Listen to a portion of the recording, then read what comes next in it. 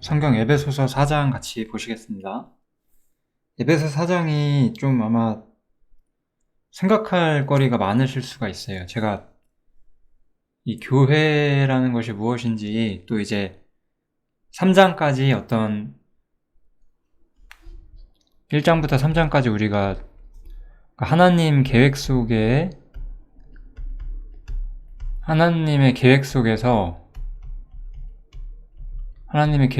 교회가 어떤 곳이었는지를 생각을 해봤고, 어떠한 섭리와 경륜에 의해서 교회가 출현하게 되는지 이런 것들, 교회의 어떤 시작에 대해서 이야기를 했다고 한다면, 이제 4장부터는 그래서 교회는 어떤 모습이어야 하느냐 이것을 좀 다룰 거거든요. 그래서 아마 좀 여러모로 생각할 거리들이 있으실 거라고 생각이 들고, 좀 우리 시대의 어떤 황폐화된 교회의 모습을 조금 볼 수 있을 것 같기도 해요. 전반적인 교회에 대한 이야기를 한번 정리를 조금 해드리겠습니다. 처음에 이제 바울 사도는 3장까지 우리가 교회가 가진 어떤 그 하늘의 이상들을 다 봤어요. 우리가 그걸 다 봤고, 그렇기 때문에 너희는 이 부르심, 그 1장에서 말한 부르심을 입은 부름에 합당하게 행하라 라고 나오죠. 여기서 행하라는 말은 항상 이거는 좀 영어 성경이나 이제 원어 성경을 보면 좋은데, 우리 do가 있잖아요. 뭔가 하다는 do, 영어에서. 근데 work를 항상 써요. do가 아니라. 그래서 인생의 방식을 말해요. 어떤 한 번의 행동이 아니라 어떤 삶을. 그래서 제가 여기다가 부르심에 합당하게 행하라고 하지 않고 살라고 써놓은 거예요. 어떤 삶과 행함의 차이라는 것은, 행함이라는 것은 그 한 번 한 번의 순간순간의 어떤 행동이라고 친다면, 워크는 걷는다는 것이라는 거는 그 나의 모든 삶의 행동 양식을 지배하는 원칙, 동기죠. 그러니까 쉽게 말하면 행동 자체가 아니라 행동의 동기, 행동의 원칙, 이런 부분들을 이야기하는 거죠. 우리 삶은 이제 하나님께 부르심 받은 부르심에 합당한 삶의 방식이 나타나야만 한다는 거죠. 제가 에베소 4장에 여러 가지 이야기들이 있기 때문에 이런 어떤 세부적인 가르침들은 굳이 제가 길게 설명하지 않겠습니다. 이런 것들은 우리가 항상 보고 마음에 새겨야 되겠죠. 그래서 이렇게 하면서 평안에 매는 줄로 성령의 하나되게 하신 것을 힘써 지켜라 라고 말하면서 성령의 하나됨을 요구를 해요. 그래서 부르심에 합당한 삶에, 우리 삶의 여러 가지 동기 중에 가장 여러 가지 이야기들 중에서 우리가 여기서 관심 가져야 되는 게 무엇이냐? 성령의 하나됨이다 이거예요. 이 성령의 하나됨이 무엇인지를 제가 이 에베소서의 관점에서 이야기를 조금 드려보려고 하는 게 좀 목적이라고 하면 되겠네요. 그래서 어떤 하나됨이냐, 성령의 하나됨이라고 하는 것은 이 교회가 어떻게 부름을 받았냐라고 생각을 해보시면 좋을 것 같아요. 교회는 하나의 몸으로 부름을 받았고, 이거는 교회라고 하는 커다란 것 안에 모든 지체가 한 몸으로서 기능하면서 거한다라고 이야기하는 거고, 성령이 하나라고 말할 때 우리 모든 개인 속에, 우리 모든 사람들이요, 우리 모든 개인 속에 성령님이 내주하신다는 측면을 조금 말하고 있는 거죠. 이 두 개가 사실 그 에베소서에서 말하는 교회가 가진 위치, 우리가 주님의 참여하게 되는, 그리스도 안으로 들어가게 되는 위치, 그 다음에 또 하나는 성령님께서 우리 안에 계신다는 원칙, 이 두 가지 주제가 크게 나타나고 있고, 그래서 이러한 부르심 가운데서 우리가 같은 소망 안에서 부르심을 입었다라고 하고 있고요. 그래서 저는 이 두 가지 원칙이 합쳐서 하나의 소망을 우리에게 보게 해준다라고 봐요. 우리가 주님과 한 몸으로서 모든 일에 참여하게 되고, 성령님께서 우리 안에 내주하심으로써 우리가 주님과 연합된 상태로 있을 수 있는 그러한 부분들을 말한다고 할 수 있겠고, 한 분 주님도 동일하고, 우리의 믿음도 하나고, 우리의 세례도 하나다라고 말하죠. 세례는 여기서 뭐 영적 세례라든지 뭐 영적인 침례 이런 걸 말하는 게 아니라 세례는 원래 초대교회의 어떤 공적인 의식이었어요. 그러니까 같은 방식으로 교회에 가입된다고 생각하시면 될 것 같아요. 세례는 교회에 들어오는 문제인데 한 주, 한 믿음으로서 같은 간증으로 교회 안에 참여할 수 있다라는 거죠. 그리고 이 모든 것들을 하시는 만유 가운데 계신, 그리고 만유 위에 계신, 그리고 만유를 통일하신 그 하나님도 우리 한 분 하나님이다라고 말하면서 교회라고 하는 것은 하나로 부르심을 받았다는 것이 핵심이에요. 하나로 부름을 받았기 때문에 하나 되게 하신 것을 힘써 지켜야 된다는 거예요. 여기에 우리가 생각해야 되는 모든 주제가 담겨 있어요, 사실은. 하나로 부르심을 받았기 때문에 우리는 하나됨을 지키는 위치에 있어야만 한다. 이렇게 말을 하죠. 그럼 이제 이 하나됨을 어떻게 지켜야 하는 것이냐, 제가 이 이야기로 넘어가 보도록 하겠습니다. 에베소서 4장에서는 이 하나됨의 실현을 이야기하기에 앞서서 주님의 위치를 다시 한번 명확히 제시해주고 있어요. 우리 각 사람에게 그리스도의 선물의 분량대로 은혜를 주셨나니 그러므로 이르기를, 이거는 시편을 인용하는 거죠. 그가 위로 올라가실 때 주님께서 승리하셨잖아요.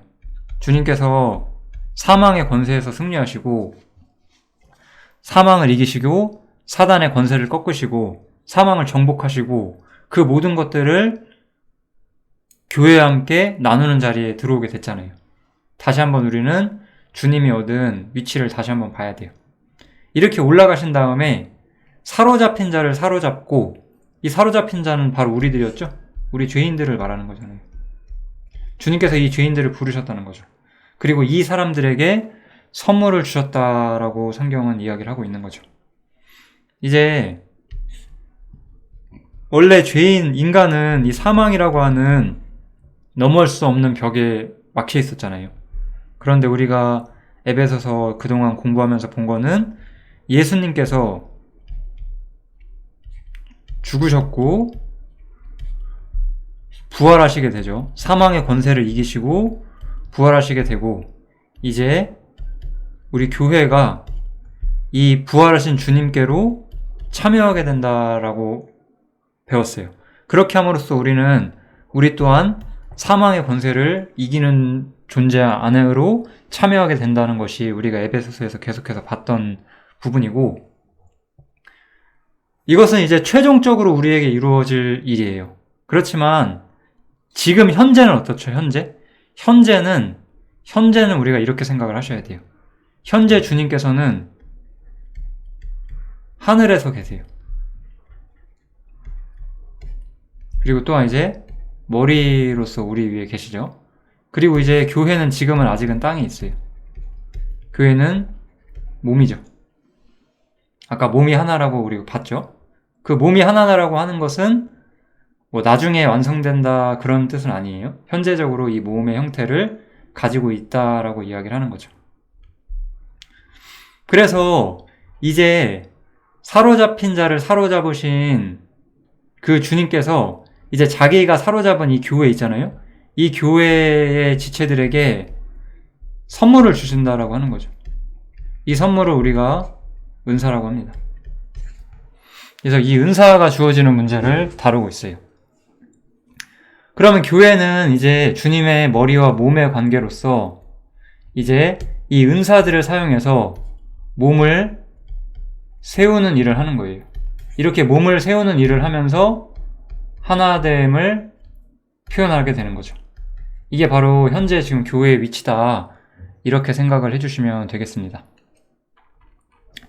그러면 이제 다시 한번 이 모든 이야기들을 우리가 정리를 해봐야 되는데요. 제가 여기다 다 써놨었네요. 아까 설명해버렸는데 전부 다. 그래서 만물을 충만케 하시는 주님께서 오르시고 이제 아래에 있는 사람들에게 모든 것들을 주셨죠. 이거는 아까 2구절에 대한 설명이죠. 그래서 이거는 아까 제가 다 설명을 드려서 넘어갈게요. 그래서 여기서부터가 이제 포인트예요. 그럼 우리 오늘 에베소 4장에서 이야기했던 것들을 정리를 좀 해보면, 교회는 하나예요. 사실상 하나. 이 하나라는 거예요. 주님께서 머리가 되시고 승천하신 이후부터 지금까지 교회가 건축되어 있잖아요. 에베소서 2장에 따르면. 근데 몸으로서는 계속해서 하나라는 거예요. 이 하나라는 것을 우리가 좀 잘 알고 계셔야 돼요. 하나라는 것. 그리고 이 하나된 교회에 이 주님께서는 은사를, 우리가 하나됨을 힘쓰고 주님의 몸을 세우기 위해서 은사를 부여하신다. 이 두 번째 원칙도 기억을 해주세요. 그럼 이제 한번 생각을 해볼게요. 제가 좀 우리 형제님들의 이해를 돕기 위해서 제가 한 일종의 군대를 예로 들어볼게요. 우리나라에 이렇게 군대가 있잖아요. 이렇게 커다랗게 어떤 한국 군 전체가 있어요. 전체 군대가 있다고 한번 이야기를 해볼게요. 근데 이제 어떤 군대는, 여기는 이제 예를 들어서 경기도에서 뭐 있는 군대예요. 이쪽 군대는 강원도에 있어요. 이쪽 군대는 이제 뭐 이렇게 뭐 동해안을 경비를 해요. 예를 들어서 뭐 이렇게 여러 가지 군대가 있다고 한번 쳐보세요. 그리고 이제 군대가 옛날 6.25 전부터 있었잖아요. 뭐 그냥 1945년부터 있었다고 해볼게요. 지금은 2021년이니까 군대가 이렇게 오랜 세월 동안 있어요. 그래, 이 군대에 있는 사람은 똑같나요? 이 1940년대, 50년대 우리의 선배들은 이미 다 땅으로 돌아갔을 거잖아요. 다 죽었겠죠? 저도 뭐 한 20년 전에 군대에 갔다 왔죠. 대략. 그러니까 갔다 나왔잖아요. 쉽게 말하면. 그러면 사람은 바뀌어요. 사람은 바뀌는데 군대 자체는 변하지 않아요. 그냥 군대는 군대인 거예요. 교회는 이런 느낌이에요.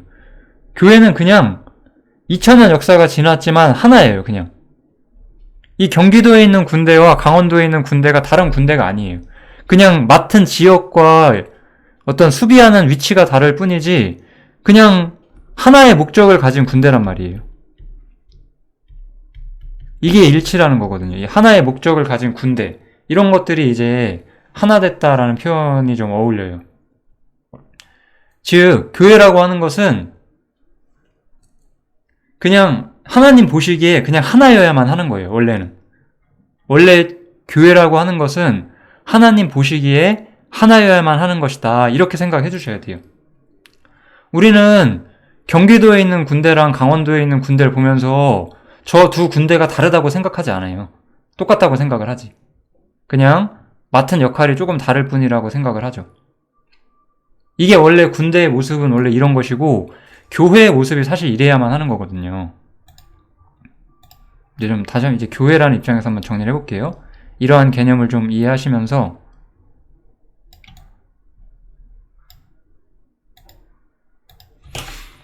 그래서 처음에 교회는 하나였어요. 우리가 사도행전을 보고 초대교회를 보면은 교회는 사실 하나의 모습으로 출발을 해요. 그런데 이제 이 슬프게도 우리가 교회사를 보면 교회 안에 악이 침투하게 돼요. 이 악의 침투로 인해서 교회는 부패의 길을 가게 되죠.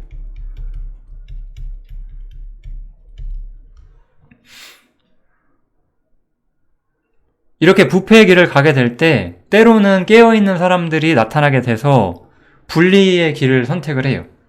뭐 거기까지는 나쁘지 않았어요. 그래서 나중에 이 깨어있는 사람들이 분리를 해서 다시 쇠락해진 교회를 부흥하고자 분리를 해요.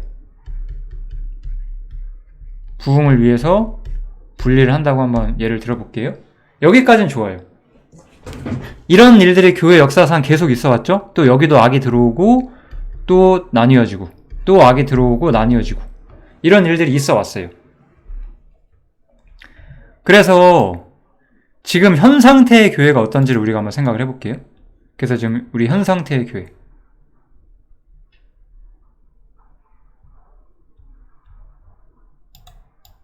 제가 좀 할 얘기가 많아서 이 부분을 좀 많이 지우면서 해드려야 될 것 같아요.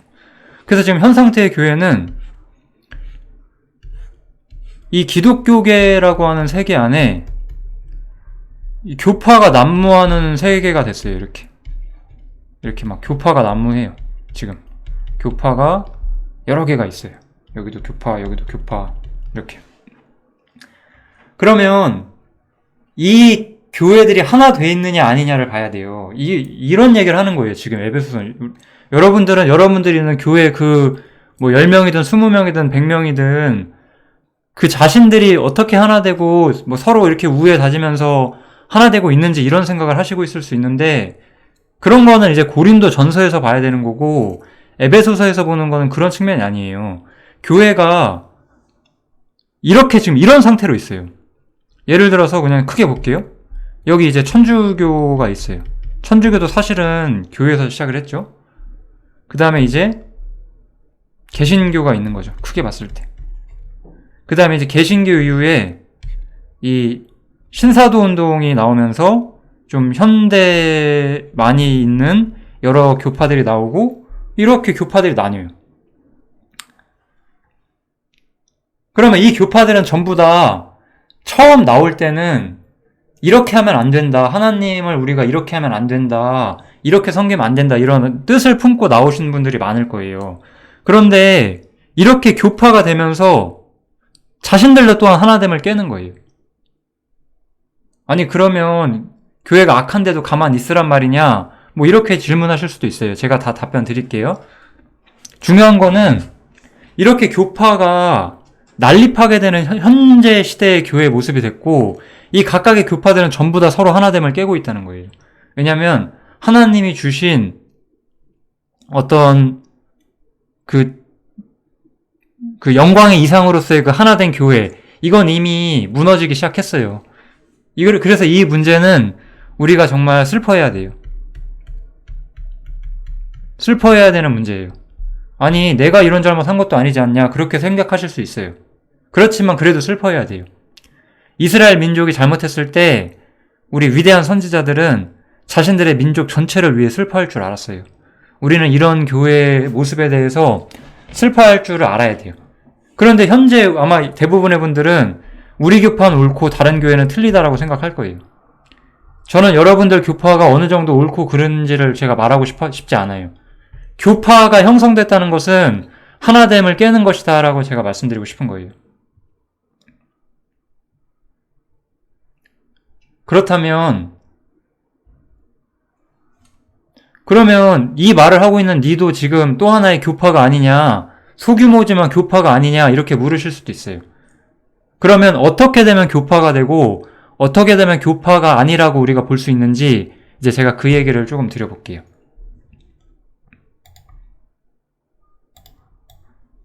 좀 많이 지웠다 썼다 해서 헷갈리실 수도 있는데 잘 들어주시면 너무 좋을 것 같습니다. 굉장히 중요하거든요. 그래서 지금 우리 시대는 이렇게 많은 교파들이 있는 시대예요. 이 명목상의 기독교계 전체에 여러 교파들이 있어요. 이렇게 여러 교파들이 이렇게 있는 상태죠. 지금 나름대로 자신들이 옳다고 말하면서 교회를 세우고, 그러면서 실상은 하나됨을 깨요. 왜 하나됨을 깨냐, 여러 가지 원칙들이 있는데 저는 대부분의 그리스도인들이 가장 이해하기 쉬운 실제적인 사역을 통해서, 특히 우리가 소위 말하는 성직자, 사역자, 이러한 사람들을 통해서 어떻게 진짜 교회의 하나됨이 깨지게 되는지를 제가 말씀을 드려볼게요. 이렇게 교회가 이렇게 여러 가지로 교파화됐어요. 이것은 하나된 교회가 아닌 거예요. 우리 그럼 이제 초대교회의 모습을 살펴볼게요. 초대교회에 여기 이제 갈라디아 교회가 있어요. 이거는 에베소 교회예요.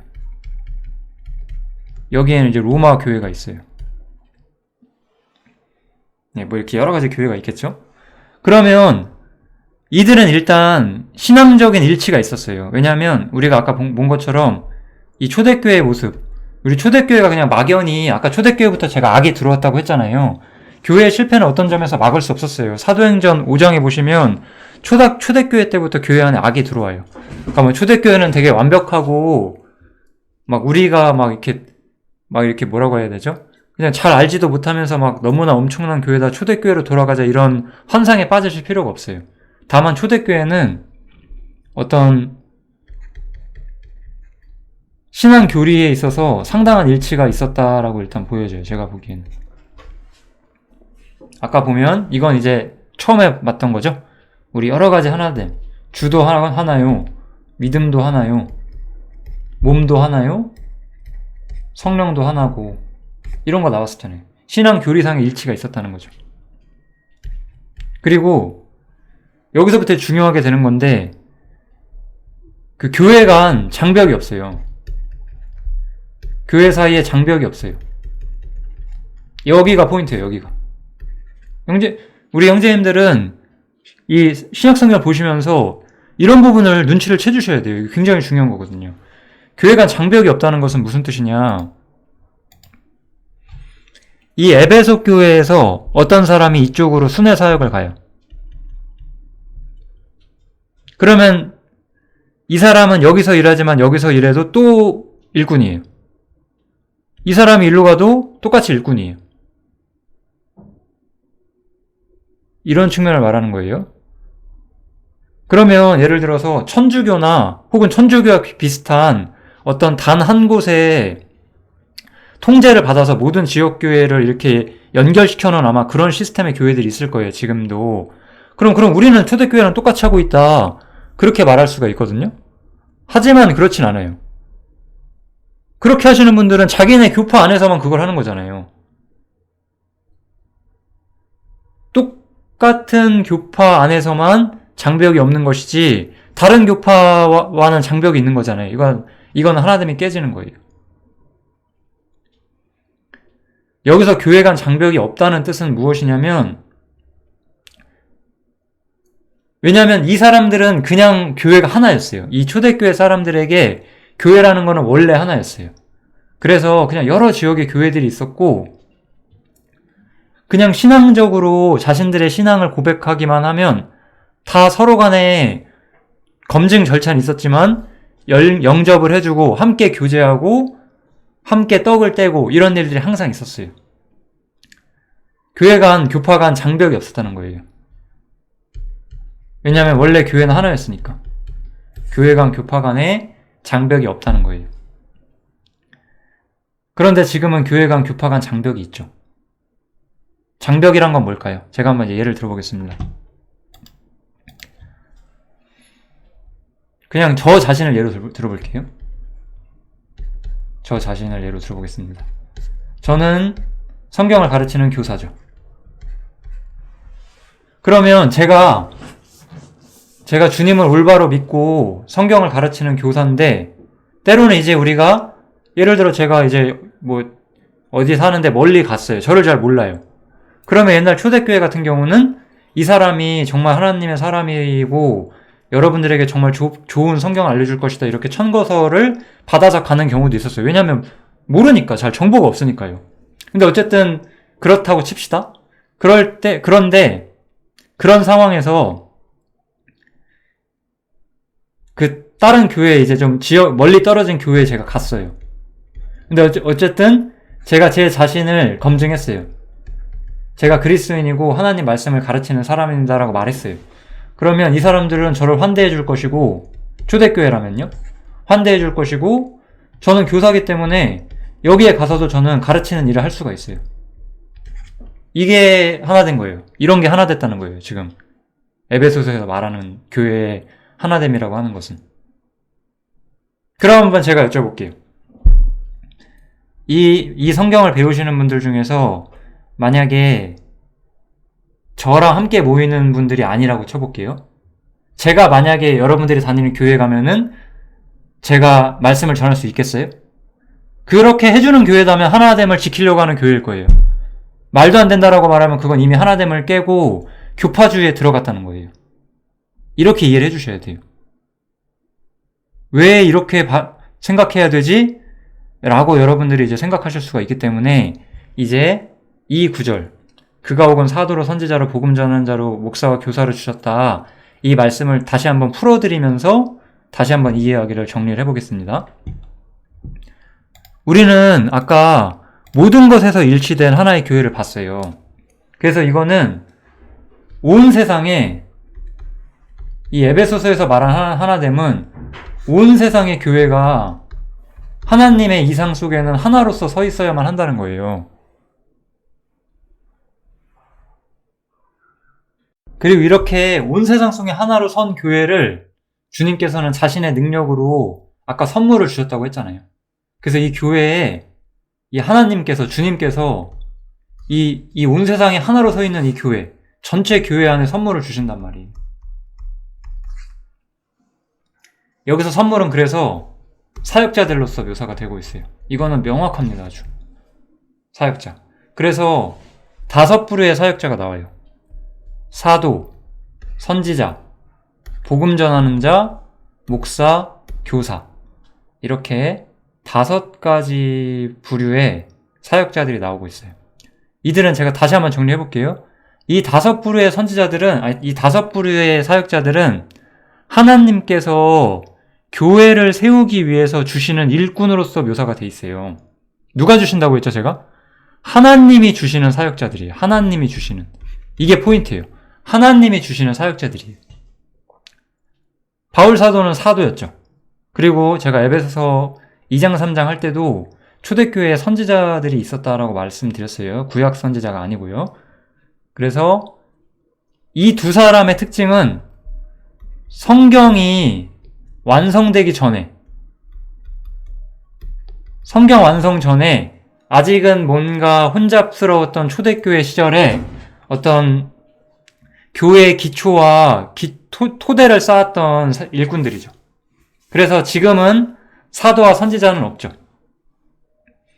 바울 사도도 이 하나님이 주신 사역자였고, 그 외에 우리는 많은 사도들과 혹은 사도들이 아닐지라도 디모데라든지 디도라든지 이런 여러 일꾼들을 봤어요. 그 사람들은 특별한 일꾼들이에요. 사람이 세운 일꾼이 아니라 하나님이 주시는 일꾼들이라는 거예요. 여러분들은 이 주제를 굉장히 중요하게 생각을 해주셔야 돼요. 하나님께서 일꾼을 세우신다는 거예요. 하나님께서. 그러면 제가 한번 여쭤보고 싶어요. 우리가 교회의 하나됨과 일치성과 이 온 세상의 단 하나로서 하나님의 이상 속에 보시는 교회에 이 사역자들이 지금은 없나요? 지금도 어딘가 있어야만 하는 거예요. 우리는 그것을 받아들여야 된다고요. 그게 포인트인 거예요, 지금. 그렇다면 우리가 이런 생각을 해봐야 돼요. 복음 전하는 자와 목사와 교사는 남아있어요. 이거 한번 전체적으로 지우고 다시 한번 말씀을 드려볼게요. 이 지우는 장면을 좀 편집해야 되겠네요. 너무 길어서. 그래서 우리가 결론을 내려보면 이 하나님의 이상 속에 있는 교회를 세우기 위해 조금 더 하나님께서 능력 있는 일꾼들, 전체 교회의 이상을 위해서 세우신 사역자들이 있다는 거예요. 여기서 가장 포인트는 하나님이 주셨다는 거죠. 그런데 우리가 이 교회 역사와 타락을 보면 이제 교파주의가 되면서 무슨 일이 생기냐면 이제 교파가 나뉘게 돼요. 이렇게 교파가 생겨요.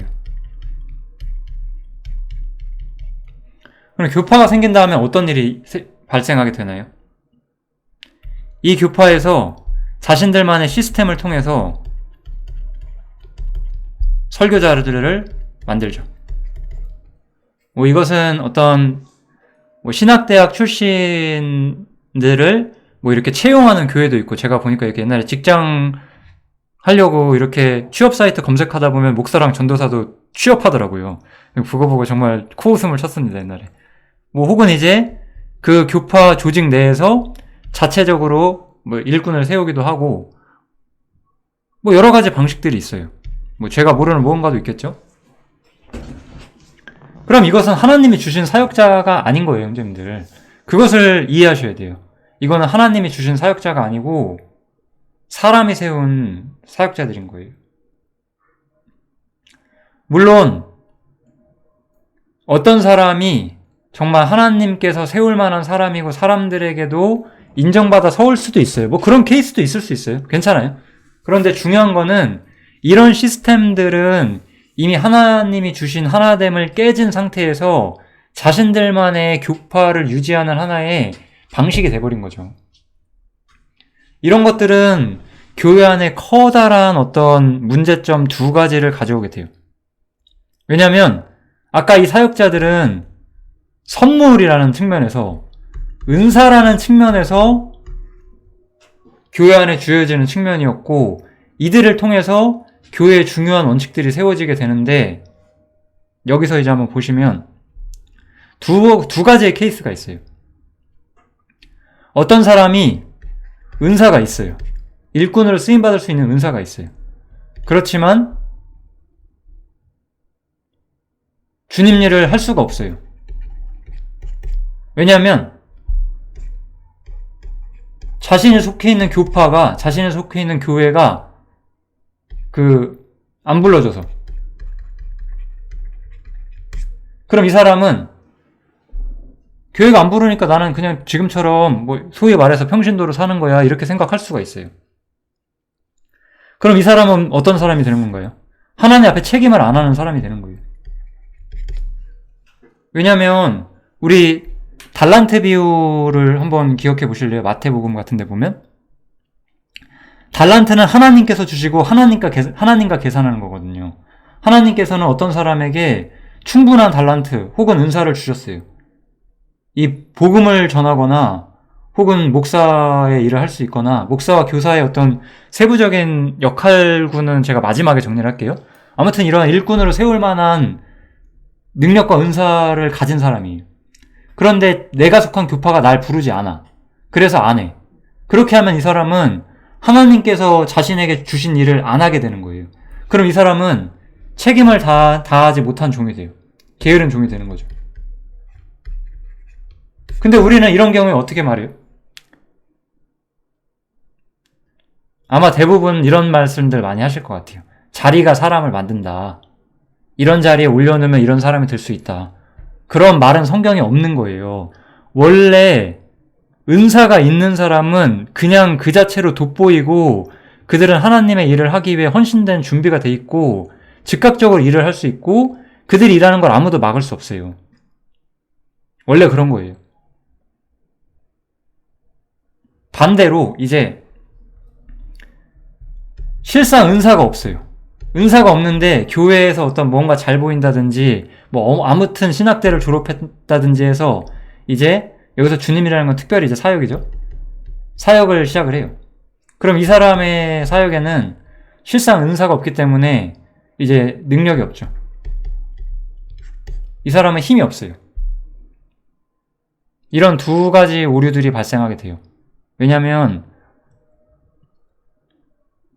이미 초대교회 하나됨이 깨진 상태에서 주님께서 교회를 세우기 위해서 은사로서 정말 여러 시대 여러 사람들을 하나님의 교회를 세울 수 있는 교사와 어떤 여러 가지 사역자들로서 교회 안에 보내주셨단 말이에요. 그런데 그들이 올바로 일하지 못한 경우도 많았을 것이고 또 올바로 일한 경우도 있었겠죠. 그런 일들이 항상 교회 역사 안에 있었고, 실상은 이 교파주의 안에서 완전히 이 일꾼들이 일할 수 있는 무대가 완전히 사라져 버렸죠. 실제로는요. 이게 지금 현대 우리가 봐야 하는 교회의 문제의 상태예요. 일꾼은 스스로 서는 거예요. 스스로 서고 하나님께 판단을 받고 형제들에게 판단을 받는 거예요. 그 사람이 올바른 것을 전하고 올바른 것들을 들을 수 있는 사람들이 있다면 올바른 하나됨을 실현해 볼 수 있는 것이고, 거짓된 사람이라면 올바른 사람들 사이에서 거절당할 것이고, 거짓된 사람이 전하는데 거짓된 사람들과 함께 뭉치게 된다면 또 그들은 거짓의 길을 가는 거겠죠. 소경의 길을 인도해서 다 빠지는 것처럼 여러 가지 일들이 있을 수 있어요. 그렇지만 중요한 것은 사역자들은 은사를 통해 선다는 거예요. 뭘 통해 서는 게 아니라 인간의 시스템이나 직분을 이용해서 쓰지 않는다는 거죠. 넌 이제부터 목사 직분 받았으니까 목사해. 이러다고 목사가 되는 게 아니에요. 목사의 은사가 없으면 목사를 할 수 없는 거예요. 이게 하나님의 생각이에요. 이게 은사 중심적인 교회의 모습이라는 거예요. 교회는 여기서 이제 우리는 하나의 중요한 원칙을 볼 수 있어야 돼요. 교회라는 것은 은사 중심적으로 돌아가야 돼요. 우리는 아까 모든 교회 하나됨을 받고 이 모든 교회 하나됨은 사실 그 복음의 하나됨을 통해서 같은 믿음, 같은 주, 같은 성령, 같은 소망으로 왔어요. 그래서 복음과 교리의 어떤 성경적 일치가 반드시 필요해요.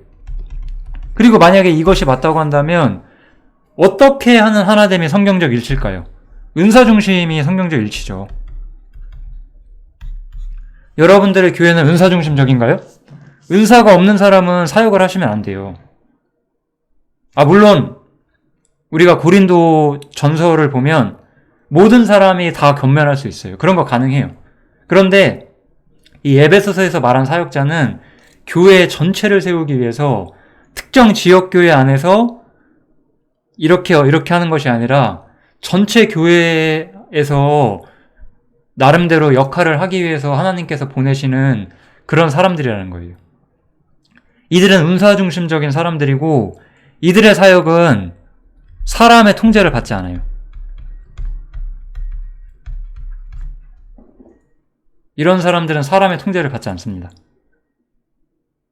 누군가가 누굴 세워야지 그 사람이 말씀을 전하기 시작하고 그런 게 아니에요. 우리가 정말로 은사 중심적이라면 교파라는 건 있을 수가 없어요. 은사를 가진 사람이라고 한다는 거는 이러한 교파 위에 있거든요, 사실. 이 사람의 말씀의 힘은 여기에 다 영향을 미칠 수가 있어요. 그런데 지금은 교파주의가 돼서 서로 간의 교회에서 자기들만 맞다고 싸우고 있어요. 그리고 그 교파가 이동되는 걸 허용하지 않아요. 이런 상태에서 교회는 어떤 모습이 되나요? 제가 그럼 또 참 이거는 참 여러 가지 상황들 제가 이거는 살면서 보아왔던 교회의 모습과 실현들을 참 그냥 봐온 것들을 제가 말씀을 드리는 것 같아요.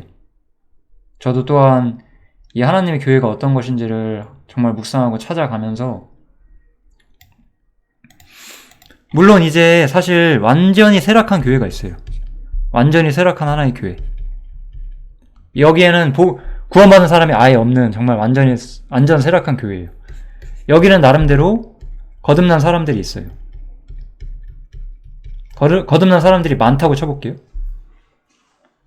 그러면 그래도 우리 교회는 성경적이고 구원의 역사가 있다라고 말할 거예요, 이 사람들은. 그럼 이 사람들한테 전도는 뭐죠? 여기서 자기네 교회로 데려오는 거죠. 이게 사실상 전도가 돼 있어요. 물론 이들이 정말 그들의 영혼의 문제를 고민하지 않는다는 건 아니에요. 물론 이 사람들은 정말로 갈아지고 자신들의 올바른 교회에 유입시키기 전에 확실히 복음을 전하실 거예요, 분명히. 그런 것도 참 좋은 일이에요. 어쨌든 이렇게 복음을 전하면서 일로 들어오게 되고 실상 지금 교회는 이렇게 교파 간 자리 싸움을 하는 상태가 되어 있죠.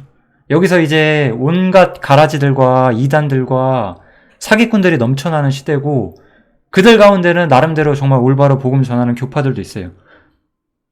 우리는 예를 들어 마틴 루터라든지 뭐 이렇게 교회사에 보는 되게 정말 훌륭했던 성경 사역자들이 있잖아요. 그들이 올바른 마음으로 분파한 건 맞아요. 이 사람들도 맞아요. 그런데 이들 또한 어떤 점에서 이 교파주의를 절대 깨지 않는다는 거죠.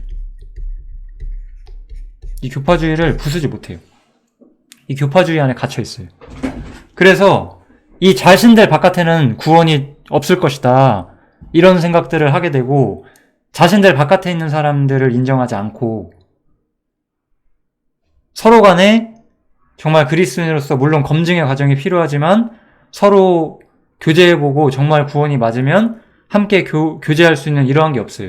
왜냐하면 이들에게 교제하려면 우리 교파로 들어와서 우리 교파와 같은 방식으로 모여야 되고 우리 교파의 그런 시스템들에 따라줘야 돼요. 그게 아니면은 한 교회가 될 수 없는 거예요. 이렇게 생각하게 되겠죠. 그럼 이런 것도 올바른 교회의 모습이 아닌 거예요. 물론 이들 사이에는 나름대로 거듭난 사람들이 있고 나름대로 주님의 일을 하고 있다고 생각하겠지만 실제로는 성경적 하나됨은 전혀 이루지 못하고 있는 거죠. 이 교파주의에 빠져가지고. 여기서 우리가 바울과 베드로의 예를 보면 좋을 것 같아요. 우리는 바울이 사람들로 말미암아 세워지지 않았다라고 말하는 거 보셨죠? 갈라디아서에 보면. 그리고 베드로는 처음부터 주님께서 사실 이스라엘을 회심시키기 위한 사도로서 부르심을 받았어요.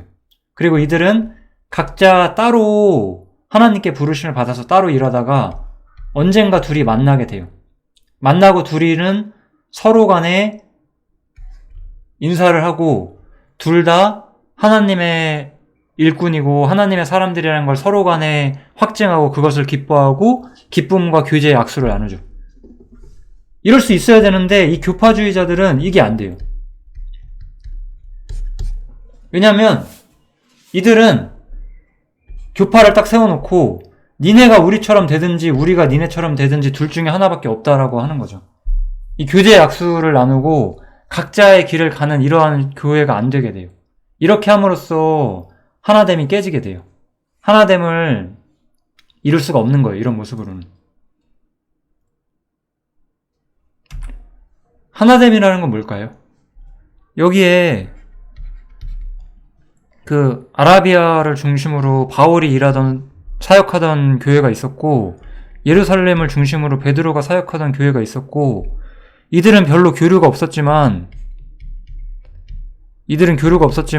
서로에 대해 소문만 듣고 있었지만 이 일꾼들이 서로 만나게 됐을 때 교제의 악수를 할 수 있었고 서로 간에 같은 믿음이라는 걸 확인할 수 있었고 마땅히 서로 교제를 할 수 있고 또 연보도 서로 보내줄 수 있는 그런 하나된 조직이라고 멀리 떨어져 있지만 하나님의 그 넓은 시야, 그 온 세상을 하나로 보시는 그 시야에서는 하나라는 거를 알 수 있었단 말이에요.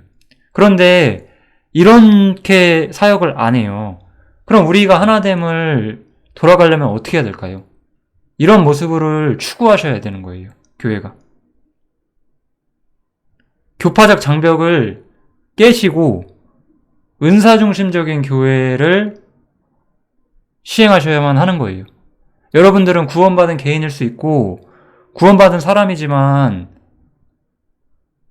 이 은사중심적으로 하나됨을 이루지 못하며 사실 수도 있어요. 그건 교회에서 책임 문제에서는 실패로 나타나게 될 것 같아요.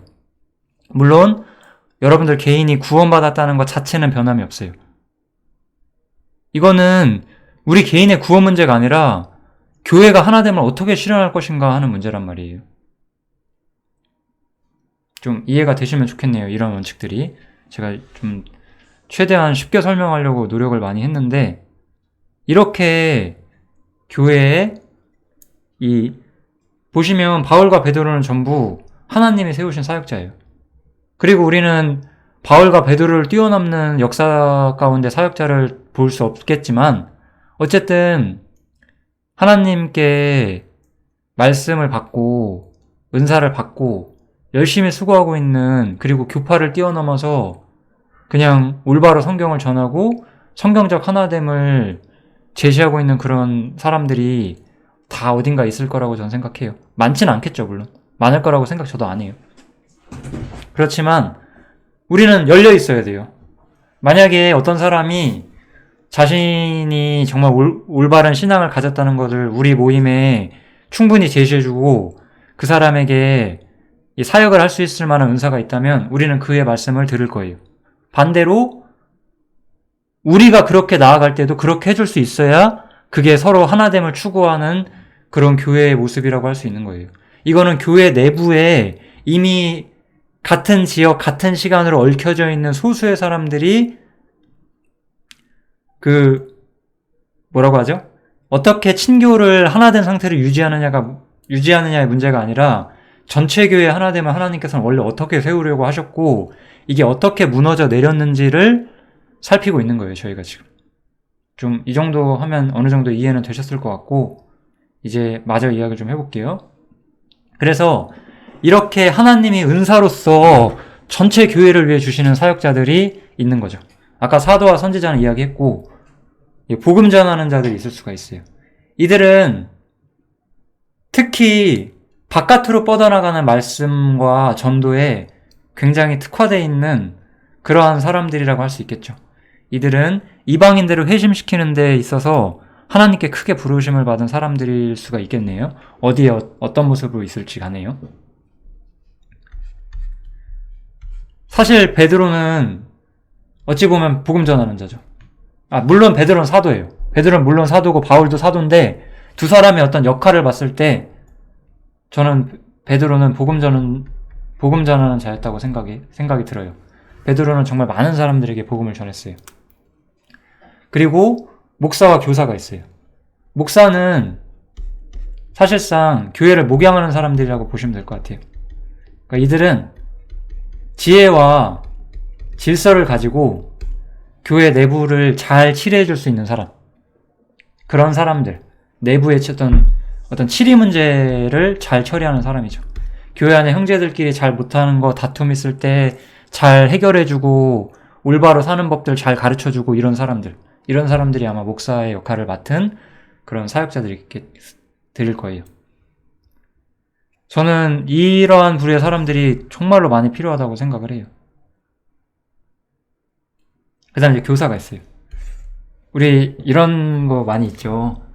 정말 대부분의 교회학교에 교회학과 선생님들이 계시고 교회학과 선생님들이 자신들을 교사라고 부르죠. 교사는 그런 게 아니에요. 교사는 이 하나님의 교회에 어떤 교리와 올바른 성경적 원칙을 교회 안에 세워줄 수 있는 사람들이에요. 저도 부족하지만 하나의 교사라고 할 수 있습니다. 저는 누가 세움받아서 제가 쓴 게 아니거든요. 그리고 저는 그래서 모든 형제들에게 또 권해요. 쓰임받는 사람이 되기를 바라고 그렇게 돼보시라고. 은사는 선물이라고 했어요. 은사가 선물이기 때문에 우리 모든 여러분들이 바라셔야 돼요.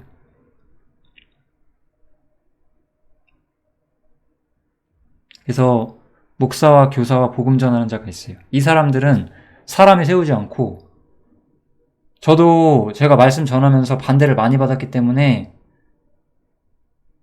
내가 이렇게 반대받고 부딪히고 욕 먹으면서 이렇게 말해야 되나? 그냥 조용히 살까라는 생각이 들었을 때도 많았어요. 그런데 그렇다고 제가 입을 닫아버리면 저는 책임을 다하지 않는 거예요. 저는 항상 이런 부분에 마음의 강권을 받아요. 제가 무슨 몇몇 사람들한테 제가 가진 성경 지식 자랑하려고 말씀 전하고 유튜버 만드는 게 아니거든요. 이게 교회에 너무 필요하다는 걸 제가 느껴요. 제가 이런 것들 말씀을 보다가 제 마음이 정말 너무나 벅찰 때들이 너무 많은데 이걸 나 혼자 가지면 안 되겠다, 그 생각을 정말 하거든요. 그래서 전하는 거예요. 알려드리려고 하는 거예요. 내가 가진 것들을 나 혼자 누리라고 주시지 않았다는 걸 제가 느껴요. 왜냐하면 나는 지극히 작은 자보다 더 작은 자니까요. 바울 사도보다 제가 더 잘난 게 없는 사람이잖아요. 저 혼자 이거 갖고 저 혼자 잘난 척하라고 있는 게 아니에요. 함께 누려야 돼요. 이거를 함께 누릴 지식에 넘치는 그리스도의 사랑을 모든 교회에 함께 누려야 될 책임이 있는 거예요. 그렇기 때문에 말씀을 아는 사람들은 말씀을 나눠야 돼요. 이거는 우리 교회 지체들, 모든 교회 성도를 온전케 하는 일과 봉사하는 일과 몸을 세우는 이러한 일들에 다 쓰임을 받는 역사가 될 수가 있어요. 넘어가겠습니다, 이제. 그래서 우리는 다시 한번 정리해 볼게요.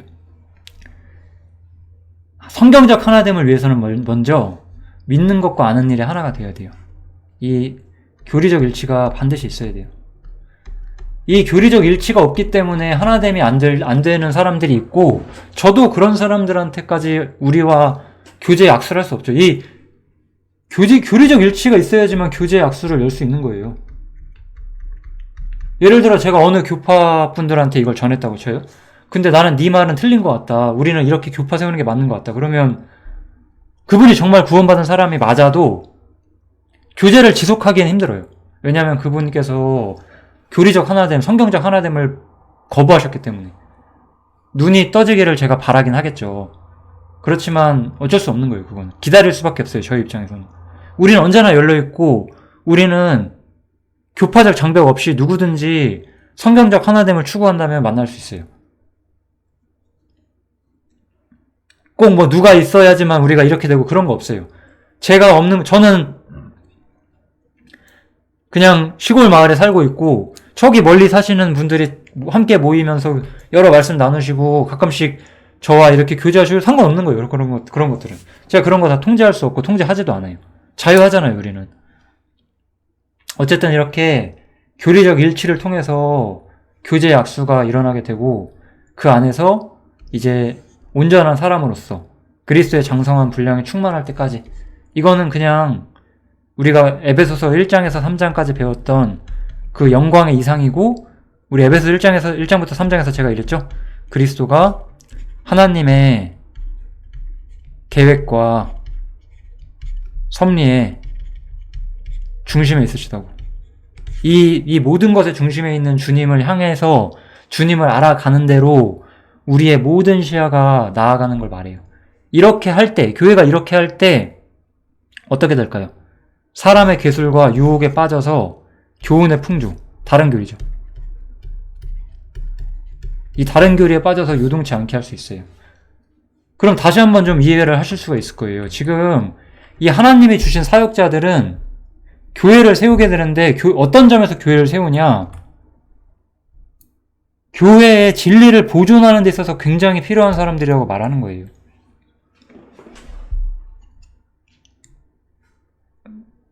교파주의에 쓰러져 있는 분들, 구원은 받았지만 교회를 몰라서 헤매고 있는 분들, 구원도 아닌 기독교인들 모두가 저는 우리가 하는 이야기에 귀 기울여주고 이런 것들 들어보시고, 그 중에서 정말 누군가는 이 헛된 교훈의 풍조에 빠져서 잘못된 신앙생활 하는 거를 멈추시고 올바로 주님 배우는 그 길로 나아오시기를 바라기 때문에 우리가 이렇게 하는 거예요. 이 올바른 복음의 자리로 우리가 나아갈 수 있도록요. 얼마나 아름다워요, 이게. 이렇게 하면서 결국 이건 뭐죠? 아까 하나님의 섭리와 하나님의 계획의 중심이 그리스도셨잖아요. 그래서 교회는 오직 그리스도를 향해서 나아가는 거예요. 오직 사랑 안에서 참된 것을 하여 범사에 그에게까지 자랄지라. 이렇게. 그는 머리죠. 머리로서 이제 온몸이 마디를 통하여 연락하고 상합하여 각 지체 분량대로 역사하여 몸을 자라게 하며 사랑 안에서 스스로 세운다. 교회는 이렇게 하나님 앞에서 세워져 가는 거예요. 이게 원래 하나님 교회 이상이었어요. 그런데 이러한 교회 이상은 너무나 많이 깨져버렸죠. 그래서 교회가 한 몸이라는 것을 우리는 여러 측면에서 볼 수 있어요. 이 지역교회가 있어요. 이 지역교회 내부에서도 하나됨을 이루어야 돼요. 하나됨. 그리고 사실은 이 전체 교회도 하나됨을 이루셨어야 해요. 근데 다 깨졌잖아요. 한 지역교회 내부도 다 깨졌죠, 지금은. 다 왜? 주님을 위해 사는 사람들을 보기가 적으니까요. 빌립보서에서 말한 것처럼 저희가 다 자기 일을 구하고 그리스도의 일을 구하지 않기 때문에 하나됨이 깨지게 되죠. 우리는 슬픈 시대에 살고 있어요. 하나됨을 보기가 너무 힘든 시대에. 성경적 하나됨을 정말 외쳐야 되는 시기에 살고 있어요. 물론 이것이 우리가 이 메시지가 정말 잘 전파돼서 교파주의가 무너지게 되고 정말 성경적 교회가 된다, 그러진 않죠. 우리는 성경을 읽으면서 교회는 주님 오시는 그날까지 쇠락하게 되다가 전체적으로 봤을 때 라오디게아의 모습으로 토하여 내쳐지는 그림으로 나타나게 될 거예요. 전체 교회의 모습은요. 전체 기독교계의 모습은. 그렇지만 그 안에서 올바로 주님의 몸으로 세워지는 그러한 교회가 있고, 그렇게 여러분들 모두가 언젠가 참여하게 되기를 항상 바라고 있습니다. 이렇게 교회가 서게 되고, 우리 교회는 주님이 우리의 유일한 목적이 되어야 돼요. 우리의 유일한 목적이 되어야 되고, 우리 삶의 유일한 동기가 되어야 되고, 내 삶의 모든 것이 되어야만 하는 거예요. 이게 원래 교회의 자리예요. 그런 걸 하게 해주기 위해서 하나님께서 선물들을 주시고 은사를 주시고 일꾼을 통해서 교회를 세우시고 개인들을 세우시고 붙드시는 모든 일들 하시는 거예요. 마지막으로 우리 개인들에게 제가 하나만 여쭤볼게요. 우리 인생의 목적이 뭔가요? 얼마나 주님을 자신의 유일한 목적으로 삼고 살고 계시나요? 주님이 유일한 목적이라면 성경이 거절하는 모든 것들을 거부하고 오로지 성경만을 붙들고 앞으로 나아올 수 있는 그러한 마음이 있으셔야 되지 않을까요? 나를 위해 사는 게 아니라면 순간의 나의 안락과 편안함이 아니라 교회를 위해서 내 자신을 희생하면 그런 사람들이 될 수 있지 않을까요? 그걸 또 대단한 희생이라고 생각도 안 해요, 저 같은 사람들은. 당연한 거예요. 왜냐면 난 뭐 희생을 하는 게 아니고 내 목적은 그리스도예요. 내 목적이 교회고 내 목적이 그리스도예요. 나는 나를 희생해서 교회를 세우는 게 아니라 교회를 세우는 게 내 삶의 목적이고 내 삶의 이유고 나는 그것을 위해 모든 것이든 내가 할 수 있는 능력 안에서 하기를 바래요. 우리는 그런 사람들이 되어야 되지 않을까요? 이게 교회의 유일한 목적 그리스도거든요. 그런데 이방인들은 그렇지 않죠. 그러므로 내가 이것을 말하며 주 안에서 증거하노니 이제부터는 이방인이 그 마음에 허망한 것으로 행함같이 너희는 행하지 말라. 이방인들은 자신들의 허망한 것으로 행함같이 행하죠. 갑자기 벨소리가 울려서 잠깐 끊었는데 아무튼 이렇게 이방인들은 외인들은 뭐 이 사람들이 얼마나 허망하게 살아서 악하게 살고 이런 거 저는 다 말씀드리고 싶지 않아요.